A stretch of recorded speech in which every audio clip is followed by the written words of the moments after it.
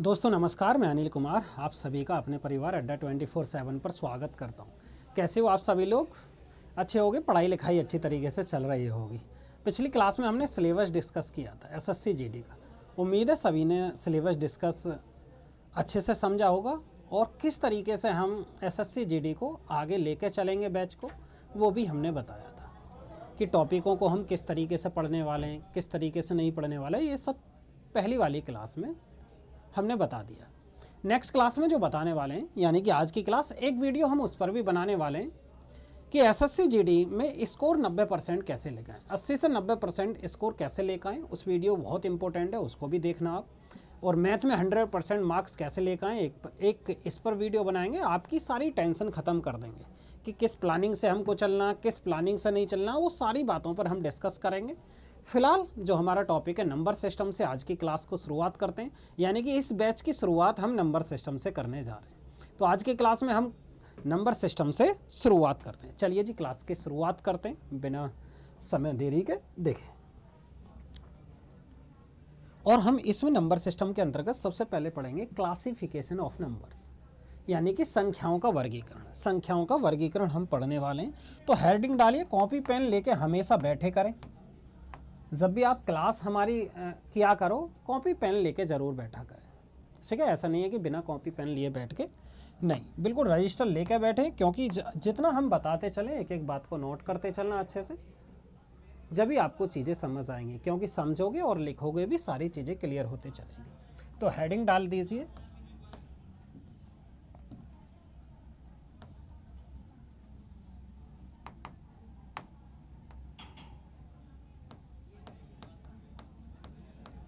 Classification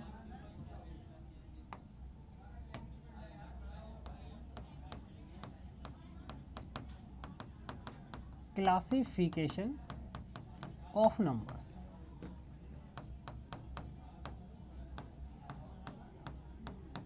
संख्याओं का वर्गीकरण।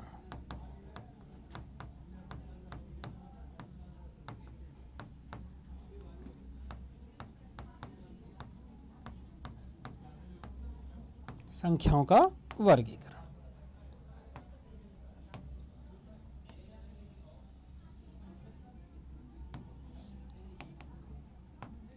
संख्याओं का वर्गीकरण हम पढ़ने वाले हैं। तो कैसे संख्याओं के वर्गीकरण को हम समझेंगे, सबसे पहले एक पॉइंट डालिए, नंबर, यानी कि ये संख्याएं हैं।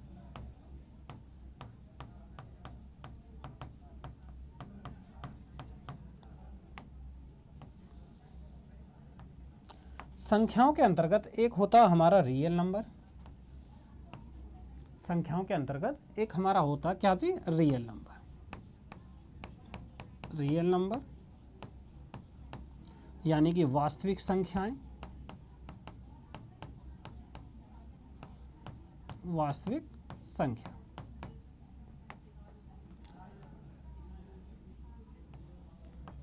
दूसरा होता इमेजिनरी नंबर, यानी कि काल्पनिक संख्या।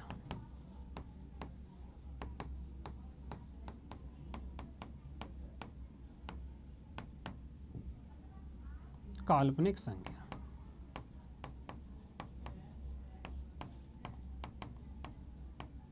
काल्पनिक संख्या।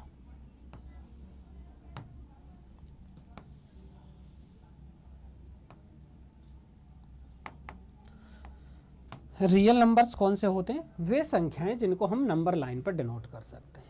अब बोलोगे सर नंबर लाइन क्या होती है? अभी उस पर भी चर्चा करेंगे। फिलहाल में सिर्फ इतना लिखिए कि वे संख्याएं, यानी कि वे नंबर, यानी कि वो संख्या जिनको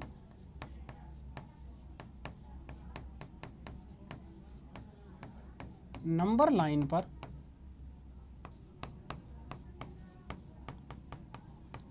डिनोट कर सकते हैं।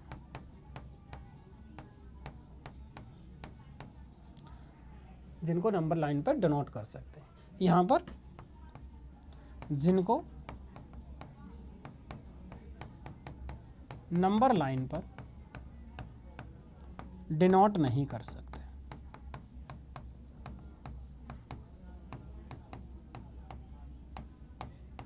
नंबर लाइन पर डिनोट नहीं कर सकते।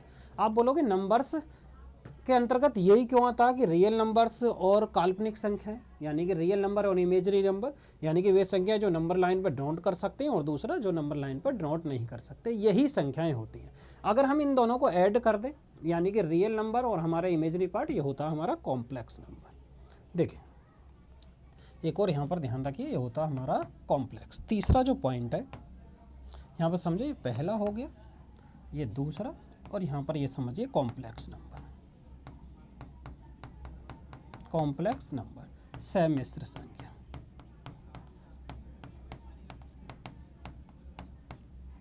ठीक, जब रियल नंबर और इमेजिनरी नंबर, रियल नंबर और प्लस इमेजिनरी नंबर। देखिए यहाँ पर करते हैं, इतना लिखे देते हैं, इतना ये लो। कॉम्प्लेक्स नंबर क्या होंगे हमारे, सम्मिश्र संख्या, यानी कि रियल नंबर और इमेजरी नंबर का योग।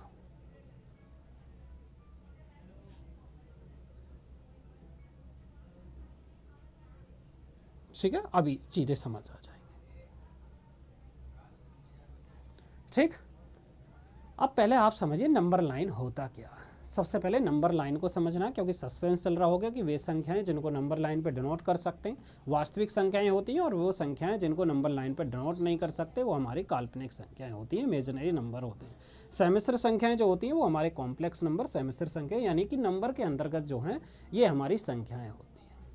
अब नेक्स्ट पेज पर हम समझते हैं नंबर लाइन, कि नंबर लाइन होता क्या है। नंबर लाइन को समझना इंपॉर्टेंट है। नंबर लाइन, संख्या रेखा, संख्या रेखा।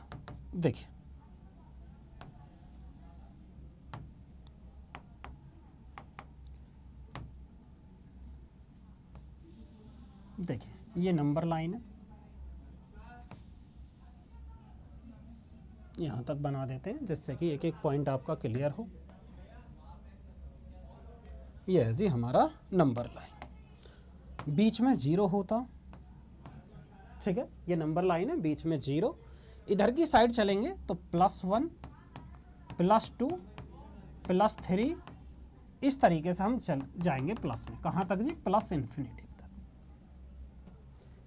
अगर हम इस साइड चलते हैं, इस साइड चलेंगे -1 -2 -3 और -4, ठीक है, और इस साइड चलेंगे तो ये हो जाएगा हमारा -इनफाइनाइट। अब बोलोगे सर नंबर लाइन पर रियल नंबर्स को कैसे डिनोट करते हैं और इमेजिनरी नंबर्स कैसे डिनोट नहीं होते, ये हमें समझने वाली बात है। तो एग्जाम्पल के पॉइंट से समझिए, जैसे मैं एग्जाम्पल लेता हूँ इसी तरीके से आप नोट करते चलें। मैंने पहला एग्जाम्पल लिया कि 3, मैंने एग्जाम्पल लिया यानी कि 3, समझ लिए 3। क्या 3 को हम डिनोट कर सकते हैं जी, हम क्रॉस कर सकते हैं, क्योंकि यहाँ 3 ये हो गया, यहाँ पर कर देंगे। बोलोगे ठीक है सर, मैंने कहा जी 3.1, इसको कैसे डिनोट करेंगे, 3.1 को कैसे करेंगे, इसको ऐसे समझें। मैंने लिखा 3.1, तो इसको हम ऐसे लिख सकते हैं 3 + का 1/10, यानी कि 3 से बड़ी संख्या 3.1। तो 3 के बाद क्या आ गया कि 3 और 4 के बीच में, 3 और 4 के बीच में, 3 और 4 के बीच में 10 छोटे छोटे बराबर भाग करेंगे, यानी कि 3 और 4 के बीच में 1/10 है, तो हम क्या करेंगे 10 बराबर बराबर भाग करेंगे। तो कहाँ पर हो जाएगा, जैसे मैंने यहाँ पर लिखा 1 2 3 4 5 6 7 8 9 10, तो ये हो जाएगा 3.1। ये क्या हो जाएगा जी 3.1, हमने ऐसे लिखा। समझ आई बात कि हम यहाँ पर 0.1 और ये कर देंगे 3 + का 1/10। समझते चलना, क्योंकि मैं इनको रफ कर दूंगा और नोट करते चलना कि 3.1 को हम नंबर लाइन पर दिखा सकते हैं। ठीक है जी, अब बोलोगे सर कि ये बताइए कि 5/7 यानी कि 1/9 को नंबर लाइन पर कैसे डिनोट करेंगे, यानी कि ये फ्रैक्शन हो गया, डेसिमल हो गया, फ्रैक्शन वैल्यू, ये डेसिमल, ये फ्रैक्शन, ये डेसिमल बता रहे थे अभी पॉइंटों में, ये फ्रैक्शन। तो 1/9 कहाँ आएगा, तो 1/9 आएगा यहाँ पर, कि हम 1/9 के लिए क्या करेंगे कि 0 से 1 के बीच में, 0 से 1 के बीच में 9 बराबर टुकड़े कर लेंगे, 9 बराबर टुकड़े। जब 9 बराबर टुकड़े करेंगे, इसके 9 बराबर टुकड़े, यानी कि 1 2 3 4 5 6 7 और 8 और 9 इस तरीके से, तो ये पहला भाग हो जाएगा, यानी कि ये कितना हो जाएगा हमारा 1/9। समझ आई बात? 1/9 इतना समझ में आ गया होगा। ठीक, तो यानी कि इसको भी हम यहाँ पर नंबर लाइन पर डिनोट कर सकते हैं। बोलोगे ठीक है। अब मैंने लिखा 0.5 पर बार वाली संख्याओं को कैसे डिनोट करेंगे, यानी कि ये जो है हमारा, ये रिपीटिंग डेसिमल नंबर्स में आते हैं, यानी कि non terminating decimal numbers repeating decimal number में आते हैं। डेसिमल नंबर्स को भी हम समझाएंगे। पहले ये देखिए 0.5 पर बार है, और इसकी वैल्यू क्या होती है, इसकी जो वैल्यू ये होती है 0.555 इस तरीके से डॉट डॉट कीजिए। इसको कैसे हम नंबर लाइन पर डिनोट करेंगे, या ऐसे समझिए, मैंने लिखा 0.555, इसको नंबर लाइन पर कैसे डिनोट करेंगे, तो इसका मतलब होता है बार। आगे पढ़ाएंगे इन सारी चीज़ों को, अभी फ़िलहाल ये समझिए, अगर हम बार को हटाएंगे तो 5/9 आएगा। तो 5/9 को हम कैसे डिनोट करेंगे, यानी कि 0 से 1 के बीच में 9 बराबर छोटे छोटे टुकड़े करेंगे। 0 से 1 के बीच में ये जो संख्या आएगी, ये कहाँ से, 0 से 1 के बीच, 1 के बीच 5/9 9 बराबर टुकड़े करेंगे, और 5 भाग क्या हो जाएंगे, वो 5/9, यानी कि 9 बराबर टुकड़े करेंगे, 5वां जो हिस्सा पहुंचेंगे 5वें नंबर पे, वो 5/9 हो जाएगा। समझ आई? बोलोगे ठीक है सर। अब एक एग्जांपल समझिए, यानी कि ये दोनों क्या है जी, यानी कि डेसिमल भी हम नंबर लाइन पर दिख सकते हैं, फ्रैक्शन को भी लिख सकते हैं जी नंबर लाइन पर, और ये हमारे इंटीजर्स हैं। इंटीजर्स यानी कि हम लिखें अगर 5 नंबर लाइन को दिखा सकते हैं, माइनस का 3 नंबर लाइन पर डिनोट कर सकते हैं। अब आप बोलोगे क्या रूट वाली संख्याओं को भी नंबर लाइन पर दिखा सकते हैं? जी बिल्कुल दिखा सकते हैं। एग्जाम्पल के तौर पर यहाँ पर देखिए, मैंने कहा कि √2, √5, ठीक है, इस तरीके से √6, इन संख्याओं को कहाँ पर डिनोट कर सकते हैं नंबर लाइन पे, इनकी भी बात करते हैं जी। अभी देखिए नंबर लाइन पे इनको कैसे डिनोट करेंगे, ठीक है। ये आपके लिए बहुत इंपॉर्टेंट पॉइंट है कि नंबर लाइन क्या है। सबसे पहले आपको यही समझना, ठीक है। कुछ स्टूडेंट कह रहे होंगे सर जल्दी से आगे बढ़ाइए टॉपिक को, सवालों पर चलिए।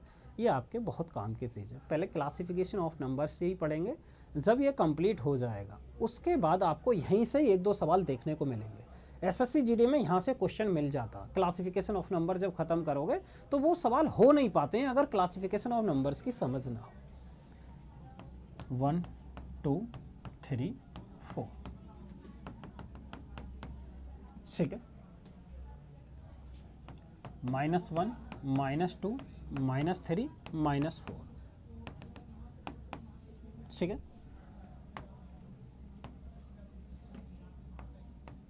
एग्जाम्पल अब की बार हम कौन सा लेंगे, हम लेंगे जी √2, यानी कि इधर लिखे देते हैं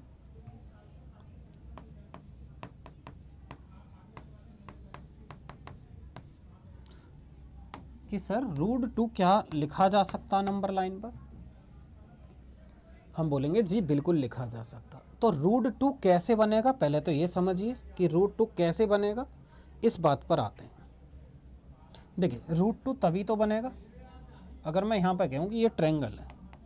जब ये ट्रायंगल है तो एक साइड ये होगी और एक साइड एक, तो ये तभी तो होगा √2, ठीक है। आप 9th-10th में भी पढ़ते आए हो कि अगर कोई समकोण त्रिभुज है, अगर हम करेंगे लंब का स्क्वायर प्लस आधार का स्क्वायर बराबर कर्ण का स्क्वायर, यानी कि जब हम ये लिखाएंगे, यानी कि ये परपेंडिकुलर हो गया हमारा, ये बेस हो गया और ये हाइपोटेनस हो गया। हाइपोटेनस किसके बराबर होता है भाई, परपेंडिकुलर का स्क्वायर प्लस बेस का स्क्वायर का हम अंडर निकाल लेंगे। ये चीज़ें आपने पढ़ोगे 9th-10th में। हम यहाँ पर लिखे देते हैं भाई हाइपोटेनस का स्क्वायर, परपेंडिकुलर और बेस का स्क्वायर, यानी कि h की वैल्यू जब निकालेंगे p² प्लस b² का वर्गमूल आ जाएगा, ठीक है। ये कोई ज़्यादा बड़ी बात नहीं है, सभी लोग इतना जानते हैं। तो √2 कैसे डिनोट करेंगे इस पर, देखिए एक यहाँ पर हो गया, जब एक ये हो गया तो हम एक इधर ही लेके जाएंगे, यानी कि 1 और 1, जब इसको इससे मिलाएंगे ये राइट एंगल बन रहा, तो ये कितना हो जाएगा 1 का स्क्वायर प्लस 1 का स्क्वायर, तो ये कितना हो जाएगा हमारा √2। अब रूट 2 के लिए हम क्या करने वाले हैं कि कहाँ डिनोट होगा, यहाँ से लेकर यहाँ तक प्रकार से हम चाप लगाते हैं, यानी कि इस तरीके से चाप लगाएंगे तो कुछ यहाँ तक समथिंग आएगा, तो ये हो जाएगा हमारा रूट 2। बात समझ में आई कि रूट 2 को हम यहाँ पर डिनोट कर सकते हैं। समझ आई बात। इसी तरीके से अगर बात आए कि रूट 3, तो रूट 3 के लिए हम क्या करने वाले हैं, रूट 3 के लिए ऐसे समझिए, रूट 3 के लिए मैंने किया जी एक और इसको कर लिया रूट 2, ठीक है, इसको कर लिया मैंने रूट 2, तो ये कितना हो जाएगा, रूट 3 आ जाएगा, ठीक, क्योंकि 1 का स्क्वायर प्लस रूट 2 का स्क्वायर, यहाँ पर समझे मैं करूँगा 1 का स्क्वायर प्लस रूट 2 का स्क्वायर का वर्गमूल लेंगे हम, तो यहाँ पर आएगा 1 प्लस का 2, यानी कि ये कितना निकल कर आया, रूट 3, ये कितना निकल कर आया हमारा, रूट 3 निकल कर आया। समझ आई बात जो मैं समझाना चाह रहा हूँ। तो ये रही जी रूट 3, ऐसे हम निकाल लेंगे, यानी कि रूट 2 कैसे, यानी कि रूट 2 के चाप तक, यानी कि इस तरीके से समझेंगे, रूट 2 यहाँ ऐसे ले लेंगे और ऊपर 1 ले लेंगे। समझ आई ना, बोलोगे रूट 2 ऐसे कैसे देखेंगे, तो ऐसे रूट 2 यहाँ तक रूट 2 और 1 इधर ले लेंगे, इस तरीके से हम कर लेंगे। समझ आई। तो अगर हम रूट 5 की बात करें उसे कैसे डिनोट करेंगे, तो यहाँ पर समझिए रूट 5 के लिए मैं यहाँ पर बता देता हूँ, ठीक है, रूट 5, तो हम क्या करेंगे, एक ले लेंगे जी इसको और यहाँ पर ले लिया रूट 4, तो ये कितना हो जाएगा, 1 का स्क्वायर प्लस रूट 4 का स्क्वायर करेंगे, यानी कि डायरेक्ट लिखे देता हूँ मैं, ये हमारा रूट 5 निकल कर आ जाएगा, ठीक है। कैसे निकल कर आएगा वो यहाँ पर देख लिए, 1 का स्क्वायर रूट 4 का स्क्वायर, यानी कि ये इसकी वैल्यू 2 भी है, ऐसे भी लिख सकते हैं, तो हम इतना भी क्यों लिखें, 1 का स्क्वायर प्लस 2 का स्क्वायर का वर्गमूल, यानी कि 1 प्लस का 4, तो रूट 5 निकल कर आया। बात समझ में आई। अब आप में से कुछ बोलेंगे कि माइनस का रूट 2 क्या आ सकता, माइनस का रूट 2 नहीं, यहाँ पर इस तरीके से कि सर ये नंबर लाइन पर आ सकता क्या, ये वाला, तो ये नंबर लाइन पर आ नहीं सकता, ये है जी हमारा नॉट पॉसिबल, ये संभव नहीं है। अब क्यों संभव नहीं है इसको आप समझते हैं कि माइनस का रूट 2 आएगा या नहीं आएगा, इसको और समझते हैं।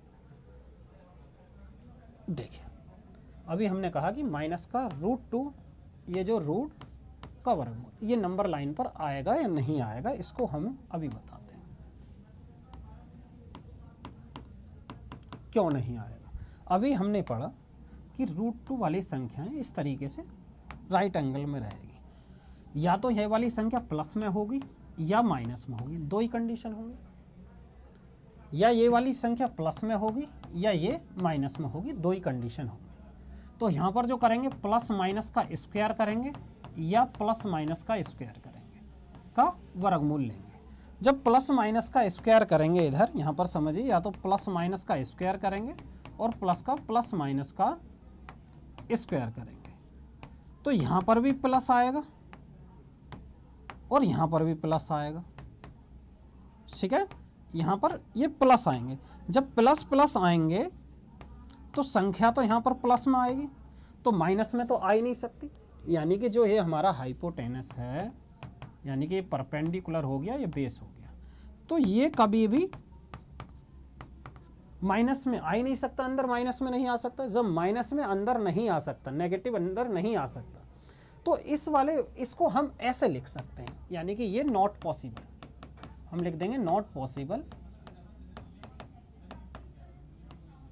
ठीक है, ये नंबर लाइन पर नहीं लिखा जा सकता। जब नंबर लाइन पर नहीं लिखा जा सकता तो हम इसको ऐसे लिख सकते हैं भाई 2 मल्टीप्लाई -1, और इसको हम ऐसे भी दिखा सकते हैं रूट 2 और मल्टीप्लाई -1, ठीक है। अब ये जो है, ये वाला जो वैल्यू है -1, इसकी वैल्यू होती है, ये होता आयोटा, ये हमने इमेज कर लिया, यानी कि कल्पना कर ली कि -1 की वैल्यू जो है वो आई है, ठीक है। तो आई की वैल्यू यहाँ रखेंगे तो ये हो जाएगा रूट 2 मल्टीप्लाई आई, तो इसे या तो रूट 2 आई लिख सकते हैं या इसको आई रूट 2 लिख सकते हैं, ठीक है। इस तरीके से हम इसको डिनोट कर सकते हैं। समझ आई बात। तो इस तरीके से हम इसको दिखा सकते हैं।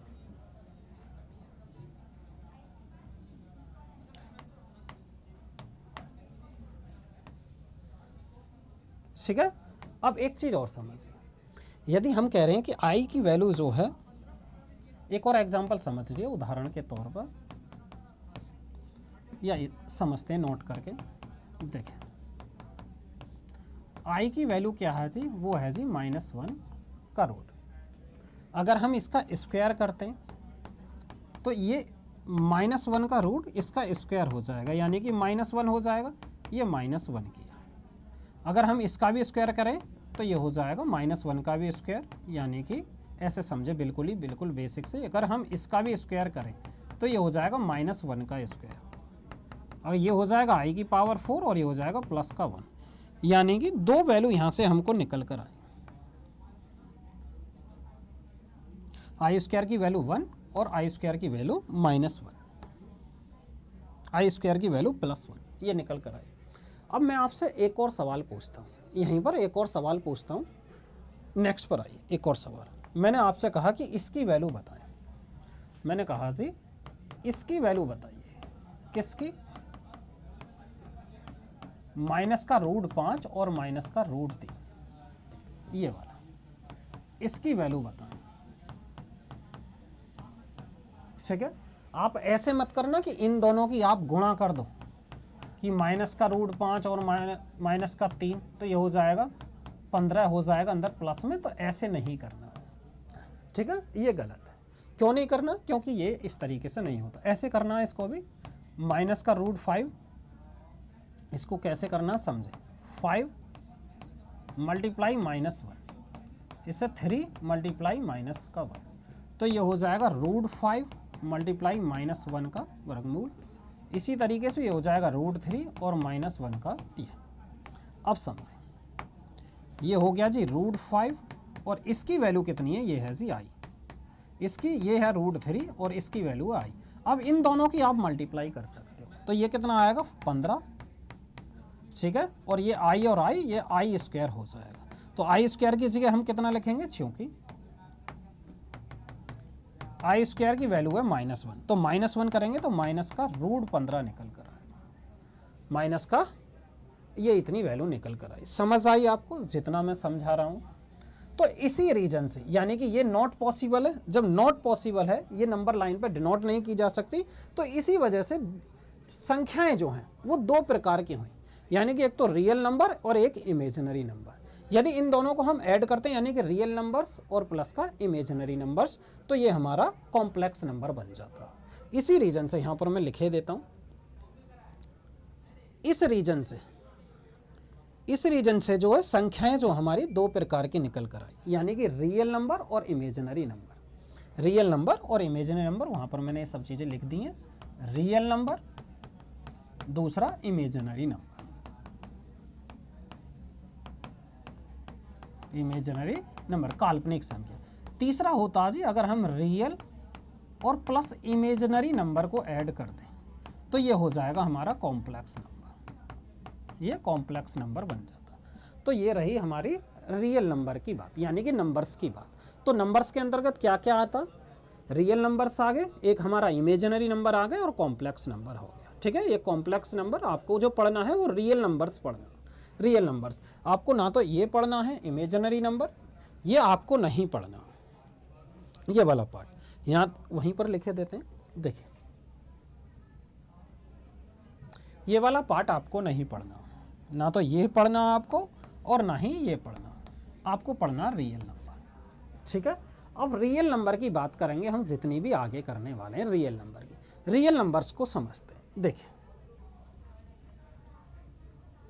रियल नंबर, तो रियल नंबर्स के अंदर कौन कौन सी आई, यानी कि जिन्हें नंबर लाइन पर डिनोट कर सकते हैं। अभी हमने देखा नंबर लाइन पर किसे किसे डिनोट कर सकते हैं, यहाँ पर आइए जी, नंबर लाइन पर ये हमने देखो इसको भी डिनोट किया, यानी कि डेसिमल को भी डिनोट कर लिया, फ्रैक्शन को भी कर लिया, यानी कि ये डेसिमल जो हो गया रिपीटिंग वाला, इनको हमने नंबर लाइन पर डिनोट कर लिया, यानी कि इंटीजर को भी हमने नंबर लाइन पर डिनोट कर लिया।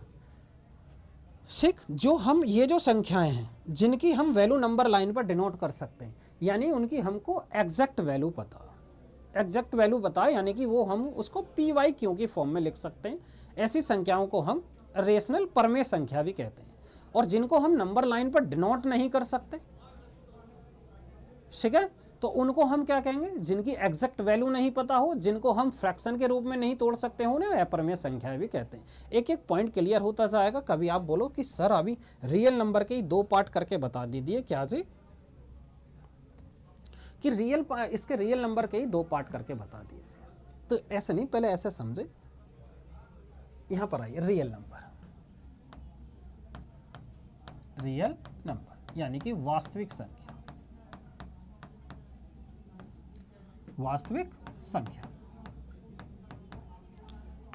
तो वास्तविक संख्या के अंतर्गत हम क्या पढ़ेंगे, देखिए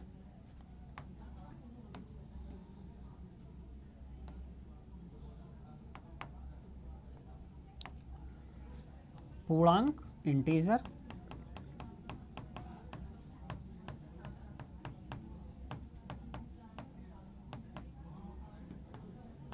ठीक है, फ्रैक्शन,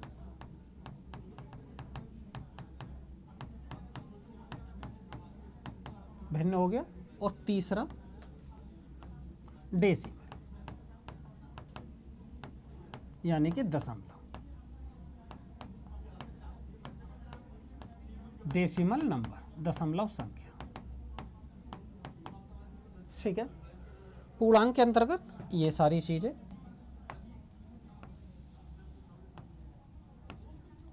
यहां पर 0 +1 +2 इस तरीके से, +3, ये -1 -2 -3 इस तरीके से, माइनस इन्फिनिटी तक।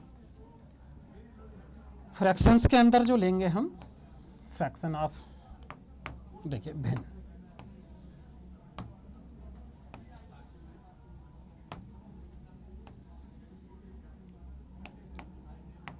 भिन्न जैसे 1/2 हो गया, 1/3 हो गया, 1/4 हो गया, ये फ्रैक्शन।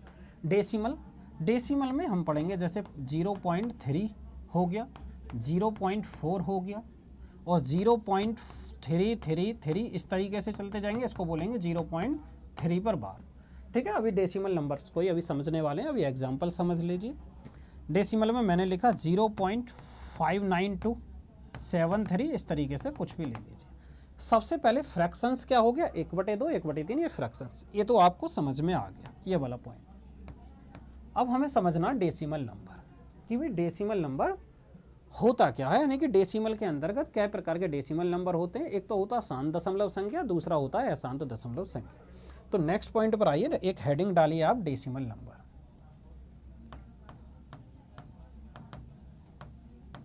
डेसिमल नंबर यानी कि दशमलव संख्या। ध्यान से समझते चलना एक एक पॉइंट को, ठीक है। अब कुछ दिमाग में ये चला रहे होंगे, सर रेशनल और इरेशनल में क्यों नहीं तोड़ा, अभी समझिए, अभी हम बताएंगे रेशनल और इरेशनल को भी तोड़ेंगे। अभी सिर्फ दिमाग में जितना हम बता रहे हैं उतना ध्यान से पढ़ते रहिए। इसके 2 पार्ट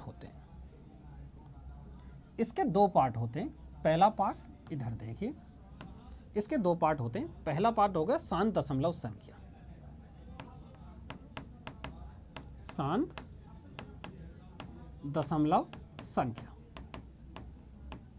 यानी terminating decimal number, terminating decimal number.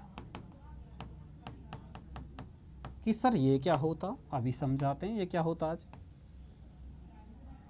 देखिए, शांत दशमलव संख्या कैसे, मैंने लिखा थी 0.5, तो ये हो जाएगा हमारा 1/2, यानी कि ये टर्मिनेट हो जाते हैं, यानी कि इनकी एग्जैक्ट वैल्यू हमें पता चल जाती है। एग्जैक्ट वैल्यू जैसे 0.5 की एग्जैक्ट वैल्यू 1/2 है, ठीक है। ये हमारा, और ये PYQ की फॉर्म में भी आ जाते हैं, PYQ की फॉर्म में, यानी कि PYQ अभी बताएंगे आगे जब रेशनल नंबर समझाएंगे। 0.5 हो गया, 0.7 हो गया जी, तो ये हो जाएगा 7/10 हो गया। यानी कि वे संख्याएं जिनको हम फ्रैक्शन में चेंज कर सकते हैं, वे संख्याएं जिनको हम फ्रैक्शन में चेंज कर सकते हैं। और 0.3 ये हो जाएगा 3/10 इस तरीके से, यानी कि ये हमारे डेसिमल नंबर्स हो गए जिनको फ्रैक्शन में हम चेंज कर सकते हैं। ये हमारे शांत दशमलव संख्या, यानी कि जो बार बार रिपीट भी ना हो। जैसे हमने भाग किया 10 को, ऐसे समझे, यानी कि किसी भी संख्या को अगर भाग करते हैं तो वो एग्जैक्ट बार चला जाए, यानी कि एग्जैक्ट मान निकल कर आ जाएगा, तो वो हो जाएंगे शांत दशमलव संख्या। इधर दूसरा जो पॉइंट है वो है जी हमारा अशांत दशमलव संख्या, अशांत दशमलव संख्या। ठीक है, ये हो जाएगा जी हमारा non terminating decimal number, decimal number. ठीक है,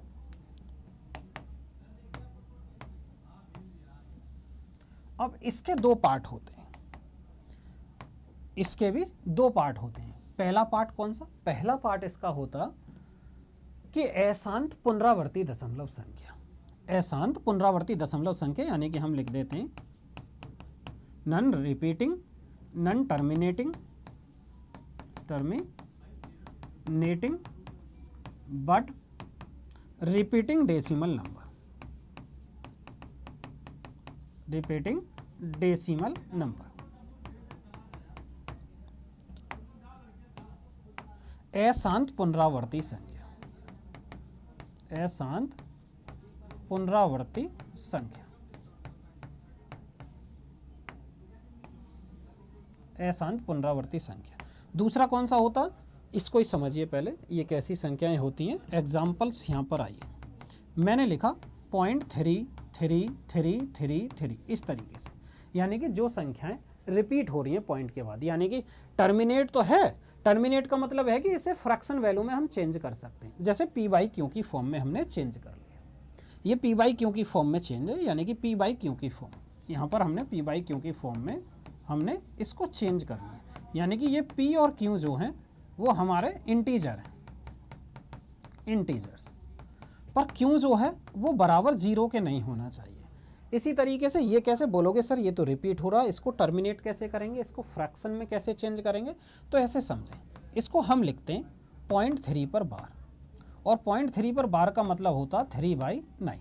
ये आगे बताएंगे, अभी ऐसा ही समझो कि बार हटाया हमने, ये कर दिया। अगर मैं लिखूँ कि 0.575757 इसी तरीके से रिपीट हो रहा, तो हम करेंगे 0.57 पर बार, यानी कि 57/99। इसको हमने पी बाई क्यू की फॉर्म में चेंज कर लिया, यानी कि इसको भी हम पी बाई क्यू की फॉर्म में चेंज कर सकते हैं, पी बाई क्यू की फॉर्म में इसको भी हम लिख सकते हैं, पी बाई क्यू की फॉर्म में हम लिख सकते हैं, यानी कि इसको भी हम टर्मिनेट कर सकते हैं, इसकी भी हम वैल्यू निकाल सकते हैं, इसको भी हम फ्रैक्शन वैल्यू में चेंज कर सकते हैं।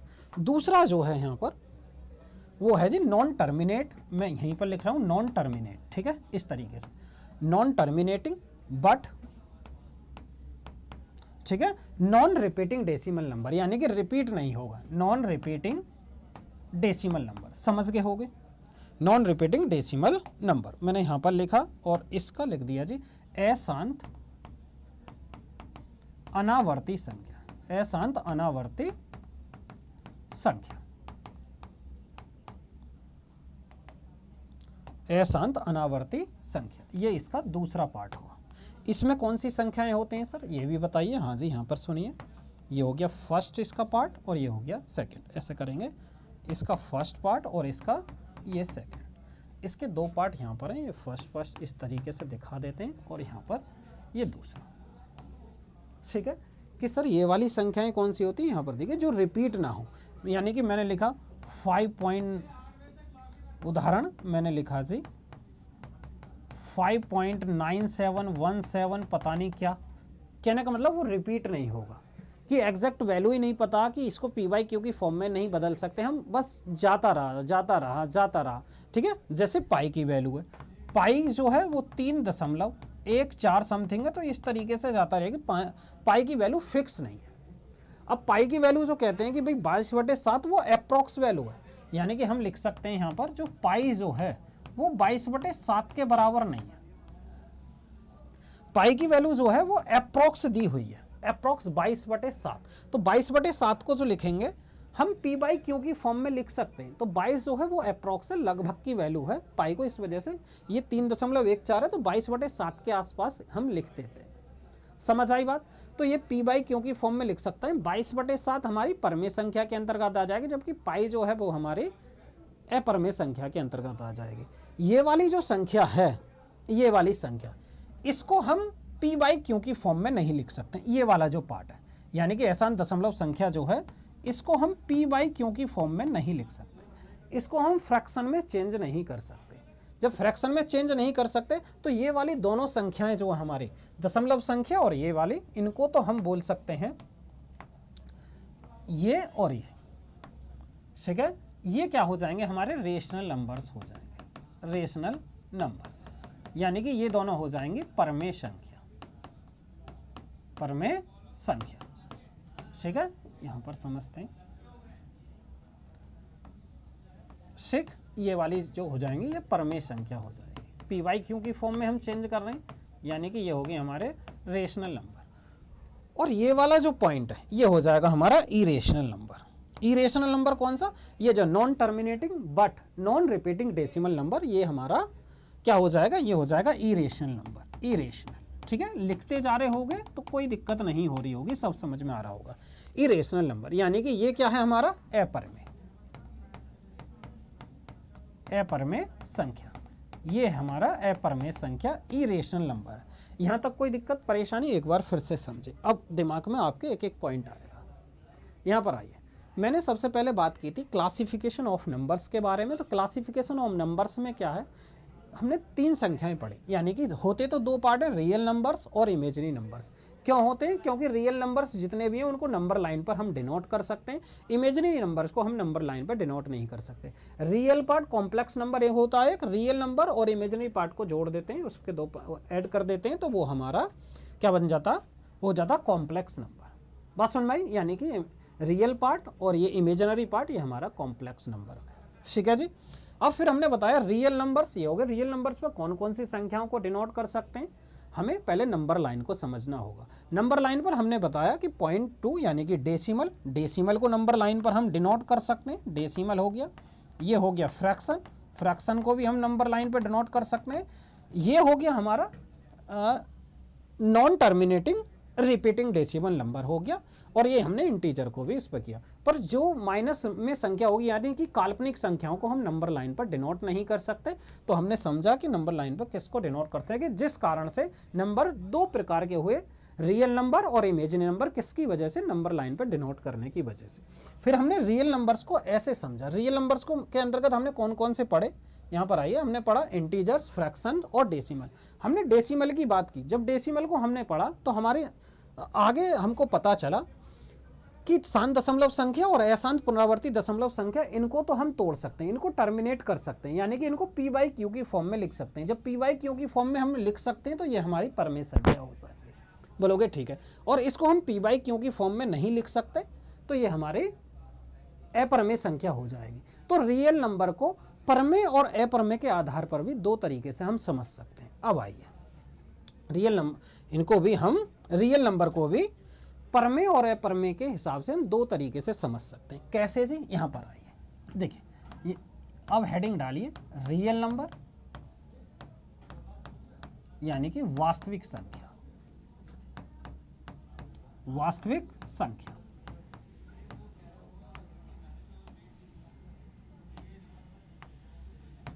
वास्तविक संख्या।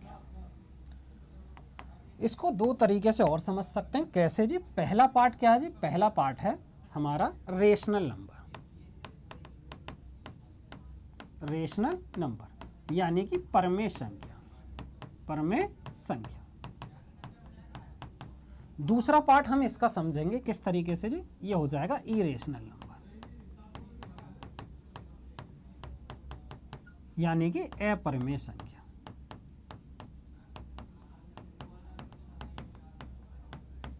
ठीक, यहां पर